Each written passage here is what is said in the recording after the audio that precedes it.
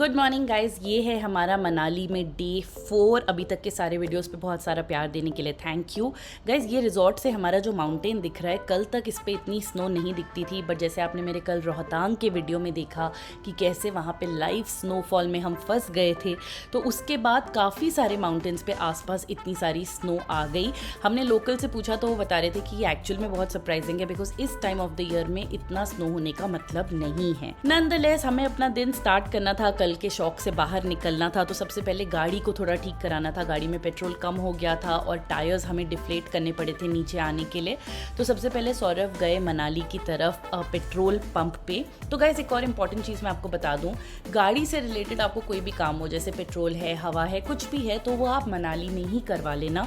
Because एक तो रोहतांग पास की तरफ जाते हुए कोई पेट्रोल पंप नहीं आता है, अटल टनल जाते हुए कोई पेट्रोल पंप नहीं आता है। अटल टनल के बाद भी सिस्सू की तरफ अगर आप जाओगे तो काफ़ी आगे जाके एक पेट्रोल पंप आता है, और वहाँ पे भी कभी आपकी बारी आती है, कभी नहीं आती है। ग्रम्फू की तरफ आप जाओगे तो आपको कोई पेट्रोल पंप नहीं दिखेगा। तो सबसे सेफ है कि आप मनाली में ही अपनी कार का जो भी आपको मरम्मत करानी है, पेट्रोल भरवाना है, वो सब आप करा के चलें। सो वाइल सौरभ गए हुए थे तो बच्चों ने डिसाइड किया कि उनको जकूजी करना है, तो यहाँ पे बच्चों ने जकूजी करना स्टार्ट किया। हमने बच्चों का स्विम सूट कैरी किया हुआ था ताकि वो आराम से इंजॉय कर सके। कबीर को थोड़ी सी शर्म आती है नूर के सामने अदरवाइज इस तरीके से बात लेने में, तो वो मुझे अच्छा भी लगता है कि वो थोड़ा कॉन्शियस है, और नूर को भी कॉन्शियस करता है कि मम्मा उसको भी स्विम सूट पहनाओ। तो स्विम सूट पहन के दोनों बच्चे अपना आराम से कम 1 घंटा इन्होंने यहाँ पे एंजॉय किया होगा। बहुत बार हम जकूजी नहीं चला पाए, बिकॉज जब हम जकूजी चलाते थे तो नूर को थोड़ा डर लग जाता था, वो ऊपर चली जाती थी। बट अगले दिन जब हमने ये सेम चीज़ करी तब तक वो कंफर्टेबल हो गई थी। तो हम लोग रेडी होके निकल गए थे ब्रेकफास्ट के लिए। अब पहले हम यहाँ पे रिजॉर्ट में वॉक कर रहे हैं, बिकॉज बच्चों का रोज़ होता था कि इनको मॉर्निंग में हाथ पकड़ के दोनों को वॉक करना होता था। इन दोनों को बहुत मज़ा आता था एक करने में। और जैसे मैंने आपको बताया, हमारे रिजॉर्ट में बहुत ही खुली जगह थी, खेलने की जगह थी, तो बच्चे यहाँ पे काफ़ी इंजॉय करते थे, काफ़ी रिलैक्स करते थे। और नूर और कबीर ने इस ट्रिप पे बहुत अच्छा बॉन्ड किया। यहाँ पे जब हम नोएडा में रहते थे तब कभी ऐसा नहीं होता था कि नूर कबीर का हाथ पकड़ के जाए, दोनों को एक दूसरे के लिए टाइम ही ज़्यादा नहीं मिलता था। और यहाँ पे क्योंकि टाइम ही टाइम था, तो दोनों की bonding was just so precious कि इसके आगे हम अपनी आइटनरी को भी थोड़ा बहुत एडजस्ट कर देते थे कि पहले इन दोनों को टाइम स्पेंड करने दो। Okay Kabir, some questions for you. Did you enjoy this vacation? क्या आप स्कैर्ड थे यहाँ आने के लिए? आप यहाँ क्यों आना चाहते थे? आपको क्या देखना था? आपको स्नो देखना था। वर यू हैप्पी येस्टरडे का स्नो देख के? बहुत स्नो देखा आपने। एंड फर्स्ट हैप्पी थिंग क्या था आपके लिए? मोस्ट हैप्पीएस्ट वो snow. Second, what made you happy? Pool खेलना। Third, snowfall. Fourth, and fourth, I do not have anything favorite. But zip lining. yeah, zip lining. Okay, fifth वो yak. Yeah. याक। Sixth मैं बताऊँ? And आप फिर से आओगे Manali? Okay. और आप सबको सजेस्ट करोगे कि वो मनाली आए? ओके। एंड नूर के साथ आपको कितना मज़ा आया? ओके, बहुत ज़्यादा मज़ा आया। Do you think she loves you? Okay. So breakfast wrap up करने के बाद अराउंड 10:45 पे हम लोग निकल रहे हैं आज के दिन के लिए। आज के दिन का हमारा कोई प्लान नहीं था। हमने सोचा था जो बच्चों का करने का मन होगा हम वो करेंगे। नूर को वाटरफॉल करना था और कबीर को फिर से स्नो करना था, बिकॉज वो कह रहा था कि कल रोहतांग में मैं सिर्फ 20 मिनट्स कर पाया था, तो मेरा पूरा नहीं हुआ। तो हमने कहा अब हम आपको रोहतांग तो नहीं ले जा सकते। हमने पता किया तो हमें उस सब ने बताया कि आप अटल टनल की तरफ निकलो, वहाँ से फिर से आप ग्रम्फू जाओ, क्योंकि ग्रम्फू में आपको, बिकॉज कल रोहतांग में इतनी स्नोफॉल हुई है, तो ग्रम्फू में भी आपको फ्रेश स्नो मिलेगी और साथ ही वहाँ पे वाटरफॉल भी मिल जाएगा, तो आपके दोनों काम पूरे हो जाएंगे। तो अगेन हम निकल चले अपनी फेवरेट जगह which is Atal tunnel. Guys, यहाँ पे आने के बाद ना रिजॉर्ट में या होटल में बैठने का कोई मतलब ही नहीं है। आप जितना बाहर नेचर में रहो उतना अच्छा है, जितना आसपास ड्राइव अराउंड करो उतना आपको मज़ा आएगा, बिकॉज इतना सीनिक, इतना ब्यूटीफुल, इतना पीसफुल है कि आप मतलब एक जगह मत रहो, आप आगे चलते जाओ और आप देखोगे कि बस जो nature will just keep surprising you even more. Atal tunnel के बाहर आप जैसे ही अपनी गाड़ी रोकते हो ना, तो यहाँ पे बहुत अच्छी जगह है पिक्चर्स खिंचवाने के लिए। यहाँ पे आप सनरूफ भी कर सकते हो, बिल्कुल गाड़ी को स्लो करके या एक जगह पे रोक के। यहाँ पे आपको काफ़ी लोकल वेंडर्स मिलेंगे जो खाने पीने की चीज़ें बेच रहे होंगे, ये सन ग्लासेस बेच रहे होंगे। बहुत सस्ते से सन ग्लासेस हैं ये, 100 रुपये के, बट ठीक है, बर्फ़ में मतलब 10 मिनट पहनने के लिए बहुत अच्छा लगता है। ये सिर्फ स्नो में ही अच्छे लगते हैं, तो आप ये यहाँ से ले सकते हो। तो यहाँ पे हमने बच्चों को थोड़ी सी मस्ती करने दी। बहुत अच्छा रास्ता था, कोई अगेन ट्रैफिक हमें यहाँ पे नहीं मिला, और फिर हम निकल चले ग्रम्फू की तरफ। ग्रम्फू का रास्ता गाइस पिछले 3 दिन में और भी ज़्यादा ब्यूटीफुल लगने लग गया था। आपको याद होगा कि डे 1 पे हम ग्रम्फू गए थे, और उस टाइम पे क्योंकि स्नोफॉल नहीं हुई थी, तो ये जितनी भी वैली आप देख रहे हो ये काफ़ी ड्राई लग रही थी। बट क्योंकि कल रात को स्नोफॉल हुई थी, जहाँ देखो वहाँ पे आपको स्नो देखने को मिल रही थी, और काफ़ी सारे वाटरफॉल्स फ्रीज भी हो चुके थे, which was just so amazing. रास्ता बिल्कुल क्लीन है, रोड 1% भी टूटी हुई नहीं है, कहीं पे कोई ट्रैफिक जैम नहीं है। बीच में खाने पीने के स्पॉट्स आएंगे, कोक्सर आएगा, कोक्सर के बाद ग्रम्फू आता है। यहाँ पे हमने स्कूल बसेस जाती हुई देखी, जिसमें बड़े सारे बच्चे भर के पिकनिक के लिए ग्रम्फू जा रहे थे। आई थिंक उन्हें भी एक्साइटमेंट होगा कि बर्फ़ गिरी है, तो वहाँ पे जाके वो एक्टिविटीज़ कर सकते हैं, तो that was great. Sad part ये था कि जब हम ग्रम्फू पहुँचे तो हमें पता चला कि क्योंकि ऊपर इतनी स्नोफॉल हुई है और काफ़ी स्नो है, तो उस वजह से ग्रम्फू का जो पिछला पॉइंट था जहाँ हम रुके थे, उससे कम से कम 2-3 किलोमीटर पहले ही वहाँ पे उन्होंने बैरियर्स लगा दिए थे, और बोला था कि अब आप अपनी गाड़ियाँ सब लोग यहीं रोकेंगे, ऊपर कोई नहीं जाएगा, और आप वॉक करके या ATV राइड के थ्रू आप लोग ऊपर जा सकते हो। सब कुछ बिल्कुल सेफ़ है, वहाँ पे जाके एक्टिविटीज़ इंजॉय कर सकते हो। जहाँ हमने गाड़ी रोकी बैरियर के पास, वहाँ से भी व्यू बहुत अच्छा था। सारे खाने पीने वाले लोग जो पहले ऊपर थे वो सब नीचे आ गए थे, तो लोग वहाँ पे बहुत इन्जॉय कर रहे थे। कहाँ दूर दूर से लोग आए हुए थे, कोई गुजरात से आया था, कोई वेस्ट बंगाल से आया था, कोई साउथ इंडिया से आया हुआ था। हमारी एक सब्सक्राइबर हमें मिली थी रोहतांग में, जिनका मुझे पता चला वो पुणे से आई हुई हैं।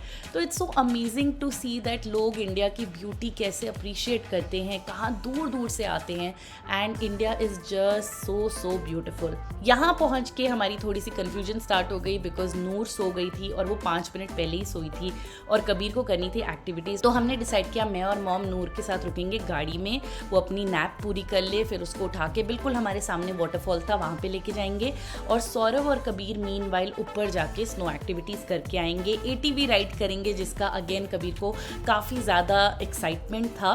तो इतने में दोनों का ही काम हो जाएगा, जब तक वो लोग करके नीचे आएंगे तब तक नूर उठ चुकी होगी, तो we can enjoy together. So guys, कल जो हमने स्नोफॉल देखी उसका मज़ा आज यहाँ पे लोग उठा पा रहे हैं। आज इतना सनी डे है, इतना ब्राइट डे है, और रोहतांग का तो जिनके पास परमिट है वही जा पाए होंगे, बट ये है ऊपर ग्रम्फू, जहाँ हम आज से 3 दिन पहले आए थे। तो कबीर को था आज फिर से मान लीजिए चलो वहाँ फ्रेश स्नो होगी, तो हम आए यहाँ पे। बट आज इन्होंने ग्रम्फू से कम 3-4 सड़क नीचे ही बैरियर लगा दिए हैं। ऊपर बहुत ज़्यादा गाड़ियाँ नहीं जाने दे रहे, आपको गाड़ी यहीं रोकनी है, और उसके बाद या तो वॉक करो, ट्रैक करो, या फिर आप ATV राइड्स लेके जा सकते हो। तो जैसे आप मनाली आ गए और मान लीजिए कि आपके पास रोहतांग पास का परमिट नहीं है, तो Gramphu is the next snow point जहाँ पे आप जा सकते हो। मतलब वहाँ पे रोहतांग जैसी बर्फ़ तो देखो ऑब्वियसली नहीं मिलेगी, बट वहाँ पे आपको रोक के, क्योंकि बैरियर लगता है, वहाँ से आपको आगे नहीं जाने देते हैं, सिर्फ ट्रैफिक आता है रोहतांग की तरफ से, तो वहाँ पे आपको रोक के ATV के थ्रू ऊपर ले जाते हैं, जहाँ पे आपको थोड़ी बहुत बर्फ़ मिल जाती है, तो आप खेल सकते हो।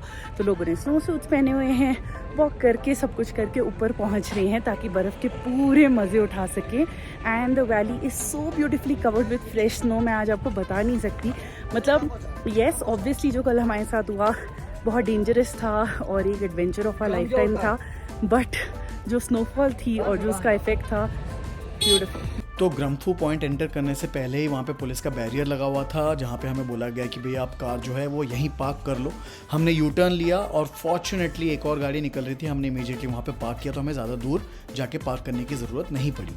हम लोग पैदल चेक पोस्ट तक आए और वहाँ पे हमें पता चला कि कुछ ATV हैं जो ऑल टेरेन व्हीकल कहते हैं, जो डीजल से चलती है और अच्छा ट्रैक्शन होता है उनमें, वो चल रहे हैं उस चेक पॉइंट से ग्रम्फू स्नो पॉइंट तक। तो इस ATV में 2 लोगों को या 3 लोगों को बिठा के यहाँ के जो लोकल्स हैं ये ऊपर लेके जाते हैं विद अ सर्टेन चार्ज। तो जो ATV राइड थी वो काफ़ी एक्साइटिंग थी। यहाँ पे शायद कैमरे में एलिवेशन का पता नहीं चल रहा है, बट अराउंड आप 30-35 डिग्री का एलिवेशन लगा के चल सकते हैं वो, विच इज़ क्वाइट स्टीप। ये ATVs नॉर्मल रोड पे नहीं चलते हैं, एक रोड और दूसरे रोड के बीच में जो स्लांट होता है, चढ़ाई होती है, उसके अंदर चढ़ा के ये लोग ऊपर लेके जाते हैं जल्दी जल्दी।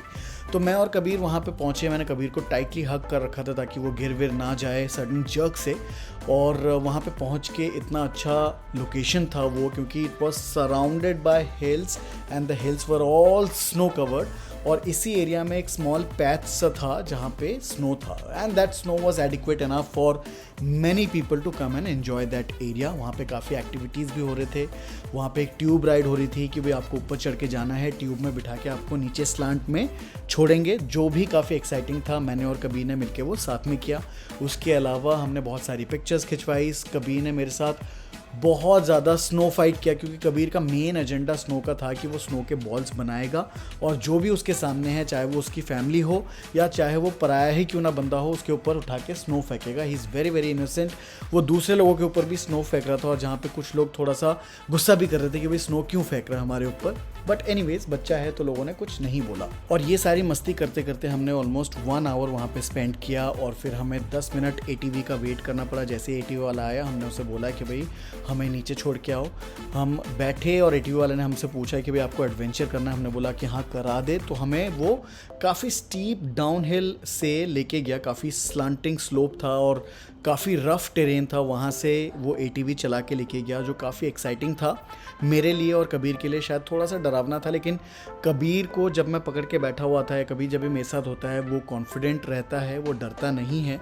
एंड मुझे भी पता था कि भाई ये लोग आराम से चला रहे हैं, सेफ़ चला रहे हैं, तो इट वाज एब्सोल्युटली फाइन। तो आप ये लगा सकते हैं कि भाई हमारा जो 10-15 मिनट का राइड था वहाँ से वापस आने का, that was pretty exciting, pretty thrilling. And guys अब हम पहुंच गए हैं अपनी दूसरी फेवरेट जगह, जो कि है वाटरफॉल। यहाँ पे पानी इतना ठंडा था कि मतलब मैं बता नहीं सकती, हाथ भी टच करना मुश्किल था। पर बच्चे ना टोटली सरप्राइज पैकेज होते हैं। नूर को यहीं पे इतना मज़ा आ रहा था, वो पता नहीं कैसे ठंडे पानी के साथ इतना एंजॉय करी थी। गर्म पानी उसको बिल्कुल अच्छा नहीं लगता, बट ठंडा उसको बहुत अच्छा लग रहा था। तो काफ़ी देर उसने यहाँ स्पेंड किया, पत्थर लेके वाटरफॉल में फेंकती रही। कबीर भी यहाँ पे अपना खेलता रहा, हम लोगों ने व्यू एंजॉय किया, बैठे रहे। 1-1.5 घंटा कम से कम यहाँ बैठे होंगे। आप देख सकते हो कितनी ऊपर से ये वाटरफॉल आ रहा है और कितनी नीचे तक ये जाता है, पूरा रिवर तक। और ऐसे ना आपको अटल टनल के बाद बहुत सारे वाटरफॉल्स दिखेंगे और बहुत सारी जगहें दिखेंगी जहाँ पे लोग उतर के और पूरा एंजॉय कर रहे हैं। कई कई तो ऐसी जगह दिखेंगी आपका मन करेगा बस यहाँ पे रुक ही जाओ। तो ये ज़रूर एंजॉय करना। आपको वाटरफॉल के लिए स्पेशली कहीं जाने की ज़रूरत नहीं है, आपके रास्ते में आपको काफ़ी सारी वाटरफॉल्स मिल जाएंगी। और यहाँ पे हमने खाई सबसे डिलिशियस मैगी। बच्चों के लिए हमने मैगी को थोड़ा कस्टमाइज़ करा लिया और अपने लिए स्पाइसी मैगी खाई। इतनी टेस्टी है पहाड़ों की मैगी गाइस कि ना उससे आपका पेट खराब होता है, ना आपको कोई प्रॉब्लम होती है। पता नहीं पहाड़ों का पानी ही अलग है कि हर चीज़ अच्छे से डाइजेस्ट होती है। और बहुत अच्छा ट्रिप गया हमारा ये खाने पीने के पर्सपेक्टिव से। नूर को भी मैंने यहाँ की मैगी ही खिला दी थी एंड एवरीथिंग वाज परफेक्ट। ये करने के बाद हम वापस अपने रास्ते के लिए निकल चले। आप देख सकते हैं कहीं पे हमने जैकेट्स पहनी है, कहीं पे हमने जैकेट्स नहीं पहनी।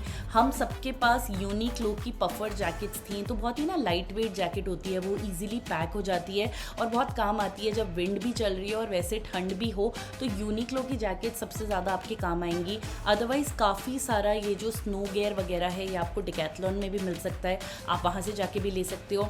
यहाँ रेंटल पे भी मनाली में काफ़ी चीज़ें मिलती हैं, बट मुझे लगता है कि क्वालिटी थोड़ा और लेके चलो बच्चों के साथ तो और अच्छा आपको रिजल्ट उसका मिल जाता है, प्लस आप उसे अपने पास रख भी पाते हो। तो सनस्क्रीन ज़रूर कैरी करना गाइस, बिकॉज पहाड़ों की धूप आपको बहुत ज़्यादा टैन कर देती है। मैं तो टैन हो भी गई थी। और सनरूफ यहाँ पे ज़रूर एंजॉय करना अगर आप कर सको। मैं वो तो एडवाइस नहीं करूँगी कि गाड़ी की आप खिड़की से साइड से निकल के एंजॉय कर रहे हो, वो थोड़ा रिस्की होता है बिकॉज यहाँ पे पता नहीं होता है रोड्स का। बट अगर आप सनरूफ करना चाहो तो जहाँ पे भी दिख रहा है कि ट्रैफिक नहीं है और थोड़ा स्लो आप चल सकते हो, वहाँ पे ज़रूर एंजॉय करना, आपको बहुत मज़ा आएगा। बस इसके बाद हम पहुँचे वापस और कबीर की डिमांड पे हम गए बुरान वापस से लंच करने। बट लंच टाइम काफ़ी लेट हो चुका था, 5 बज चुके थे। तो वहाँ पे जाके हमने खाना ऑर्डर किया। बट इस दिन का खाना हमें ऑनेस्टली बहुत अच्छा नहीं लगा। मे बी उनका जो मेन शेफ़ था वो अवेलेबल नहीं था उस टाइम पे, मे बी वो सिर्फ लंच और डिनर के टाइम में अवेलेबल होता है। तो यहाँ का जो मिड इवनिंग एक्सपीरियंस था वो हमारा इतना अच्छा खाने के पर्सपेक्टिव से नहीं हुआ। बाय द वे यहाँ पे स्टारबक्स भी है, तो आप अगर कॉफ़ी लवर हो तो यहाँ वहाँ पे स्टारबक्स एंजॉय कर सकते हो। बस ये सब करने के बाद हम लोग काफ़ी ज़्यादा थक गए थे और लगा कि अभी ऐसा कुछ बचा भी नहीं है कि हमें कुछ करना है। शॉपिंग हमें करनी नहीं थी बिकॉज एज सच दिल्ली वालों को इतनी ठंड लगती नहीं है और ज़रूरत भी नहीं होती है। और खाने पीने की हमें यहाँ से कोई चीज़ें ऐसी लेनी नहीं थी। हनी लेना था, प्योर हनी, जो हम रास्ते में आते हुए ले चुके थे। एंड फ्रूट्स हम ले जाने चाहते थे बिकॉज दिल्ली तक आते आते इतनी ज़्यादा गर्मी है ऑलरेडी कि सब कुछ ख़राब हो जाता। तो इस तरीके से हमें लगा कि वापस रिजॉर्ट चलते हैं और वहाँ पे जाके अब शाम रिलैक्स करते हैं और फिर कल फ्रेश होके निकलते हैं वापस दिल्ली की तरफ।